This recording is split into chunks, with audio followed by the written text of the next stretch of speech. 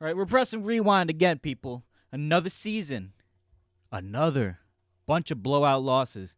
This is just something that we come to expect with this current Jets squad, with this current Jets head coaching staff. We had another blowout loss in Week 3 of the 2020 season, losing to the Colts, 7-36. Isn't that crazy? We only were able to score one time. We were only able to get one touchdown in.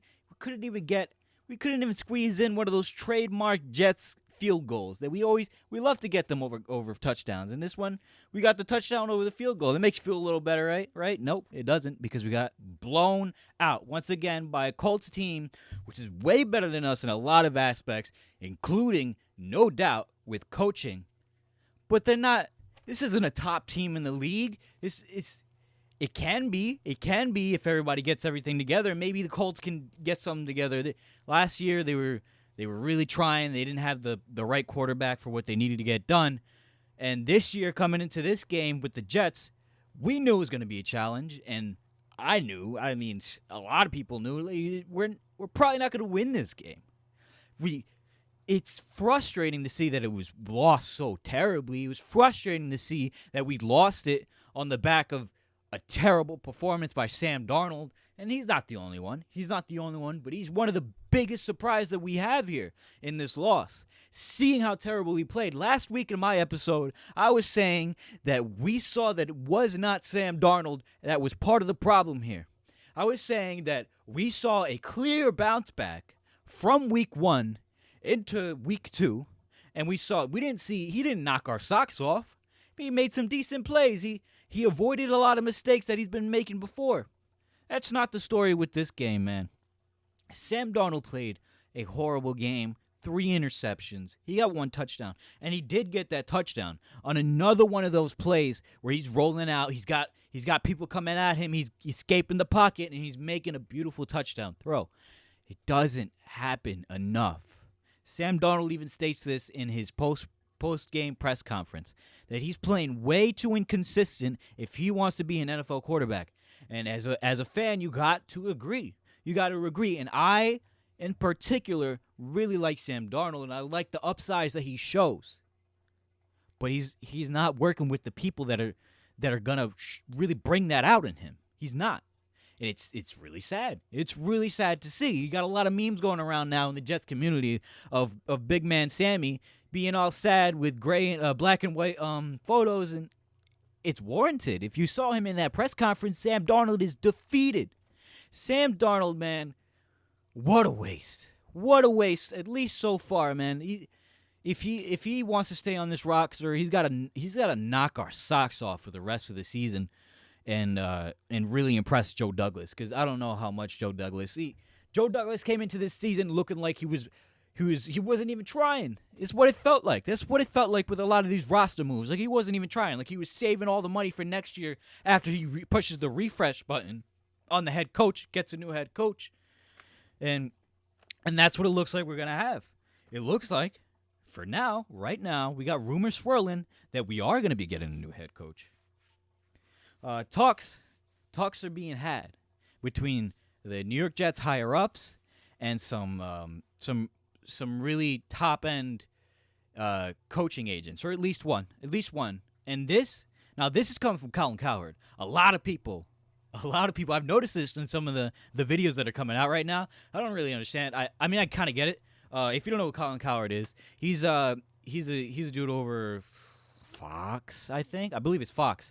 FS1, that's homie. That's his team over there, FS1, and he has a little sports show where a lot of people disagree with a lot of stuff he's saying, and I do too. And if you watch it, you can tell that there's some things that he says just to be provocative and just to get some views, and that. Like because he does that, it's kind of taboo for people to bring up his name. For not everyone, but I definitely seen some a lot of small YouTube creators. And I'm not saying that you got to bring up his name. If you don't like the man, you don't like the man. But he's just hustling over there, and sometimes he spouts up some nonsense to try to get some views, and it works. And Colin Cowherd has come out and said that the Jets have reached out to a top coaching agent that he knows personally, and this top agent has told him that Gase is out on Thursday. No doubt. If they lose that game, Gase is out after that game on Thursday, and they have that week to reshuffle. It makes a lot of sense. It makes a lot of sense because we have the mini bye week because we have the Thursday game. It gives us a lot of time to prepare and reshuffle. And this is going to be good. This is going to be really good. Now, I might say that it's really good, but I do want to stress Adam Gase is a man with a family. He's a man who obviously uses his salary to make sure that they're housed, that they're fed, that there's this, that they're that. Now, he's definitely getting paid handsomely. He's a head coach in the NFL. He's getting paid handsomely. So I'm just hoping that he handled his money correctly, and this is not going to be this big thing that's going to really injure him. And it's never a good thing when somebody gets fired, really. When you just think about the people. Adam Gase is a dude. He's a person. And if he was my friend, I would be like, yeah, he sucks at coaching, but I don't want him to lose his job. But it's what's got to happen. It's what's got to happen right now. It's what's got to happen for this Jets organization, for Sam Darnold. For Sam Darnold, he needs a new voice. He needs a fresh new voice in there because it's what I brought up in the last episode. There's a lot of criticisms that keep coming up with Sam Darnold that came up in this game. Sam Darnold makes just plays that you don't even know what's going on. I've seen some people break down what they thought, some people that know way more about football than me. I'm hoping that I can get a way to start watching film every week because I really like football, obviously, and I want to learn more about the game and stuff, but I don't got the money right now for, the NFL Pass or something to get the games every week and rewatch all the film. But some guys came out and they were talking about their interceptions, and I've seen it, and it's some baffling mistakes. But on the first one, it looked like homie, I forget who was running it. It might have been Malone. Was running a lousy route. I'm sorry if it's not Malone. And I just trashed him, and it wasn't him. But he was running. It looks whoever he was throwing to, he wasn't doing the best route. But Sam Darnold's got to see the coverage that's there. He's got to see that the defender was eyeing the wide receiver that entire play, and he played it perfectly and was able to cash out with a pick six. And then we had another end zone interception, inexcusable for that end zone interception. It was another event where if you watch that play, it just doesn't look like he doesn't see those defenders. You know, he doesn't see what they're doing on that play. He just doesn't see it, which makes you go, what's going on? Are you being taught what's going on with these players, or are you just trigger happy because you think you're gonna get walloped every play because you don't have a consistent offensive line, especially with Mekhi Becton coming out? But that's not the only criticisms that you have. Homie had 2 pick six in this game. That's crazy. 3 interceptions overall. You're not going to win football games like that. And this is just something that happens with Sam Darnold.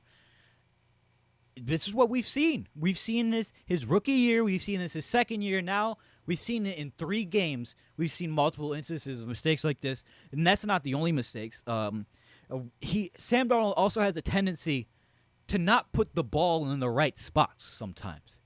He has some amazing throws. He has some throws that you go, wow. That's an NFL throw. That's an incredibly accurate throw. That's something that makes you go, that's my quarterback. And then every now and then, you know, he's throwing at Chris Herndon's back when it's a crucial third down play that we need to pick up because we can't lose any momentum with this team that we have. With the lack of talent on all these positions, and we've seen it time and time again, and we have to acknowledge it. Sam Darnold has mistakes that he's making, but we also need to acknowledge, like I brought up last week, he doesn't even have a QB coach because Adam Gase doesn't want another voice in his head other than his. So what does that tell us? The voice in his head that's currently in there, he's not teaching him anything correctly. He can't be. Unless it just means that Sam Darnold is just trash and he's a bust. But I don't see that. I genuinely don't see that.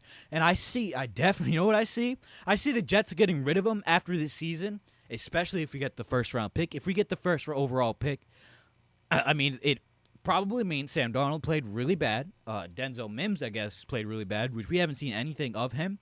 I'm really hoping that once Denzel Mims gets together, once Le'Veon Bell gets on this field, and we get a fresh new mind calling the plays, then maybe we just see Sam Darnold go off and really, mistake-free, getting the ball downfield, accurate passes. I'm hoping we could see that. I don't know if we're gonna see that, and quite frankly, if we get the first overall pick, he's gone.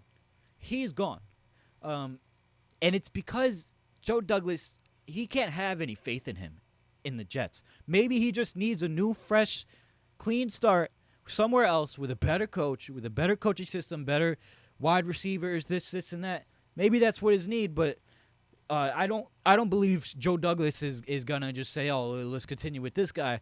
I believe Joe Douglas is gonna want, if we hit that number 1 overall pick, which is not guaranteed because we got a lot of teams in the running right now, but it's a long season. It's a really long season. You don't know what's going on.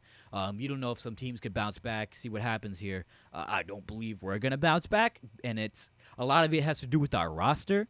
Maybe with some coaching changes, maybe we see something change up, but it's hard. It's hard to see with the product that we've seen so far. It's been inconsistent.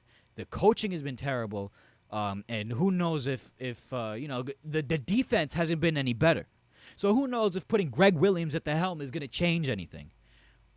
And Greg Williams seems like the person who would be at the helm. He's the one that's been in this situation a few times, almost got the head coaching job with the Browns, and he was the interim head coach for them in a very similar situation. But even the defense isn't really showing out.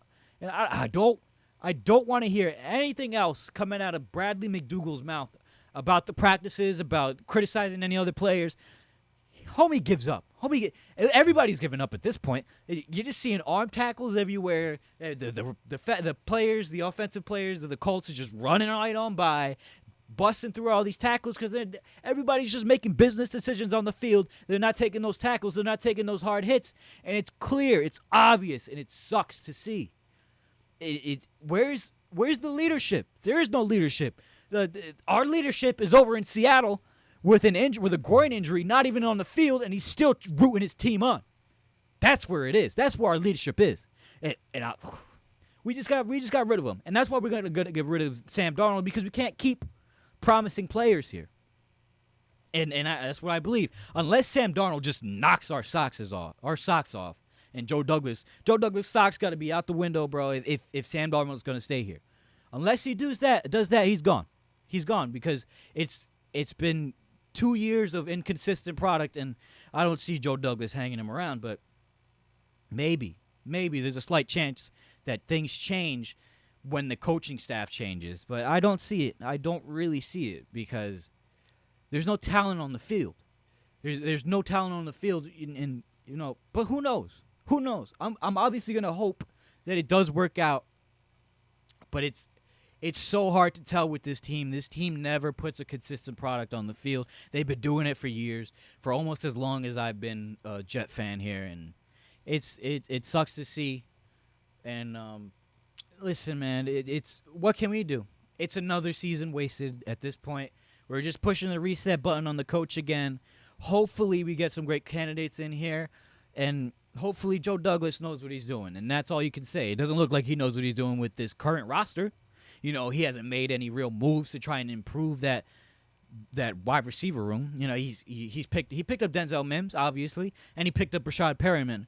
But we had somebody in-house who was already productive in Robbie Anderson. Robbie Anderson's over there. I believe he's about to push 300 yards with a touchdown. And Perriman, I think Perriman's got 12 yards. 12 yards. It's just a whole bunch of questionable moves, a questionable head coach who is looking like he's going to be out, and a questionable quarterback. And that's the part that stinks. That's the part that stinks because as Jets fans, we came into this year thinking we had that spot down, thinking we were just coming in for another season to see some improvements, and we're just seeing the same stuff over and over again. Listen, man, like, comment, subscribe. Don't like if you don't like it. And I'll probably see you tomorrow with another episode talking about the roster moves that we can make, maybe the head coaching candidates, but we'll see. Thank you for listening. It's another abysmal game by the New York Jets. Maybe we can win something, but I don't see it. Trevor Lawrence to the Jets. That's what it's looking like.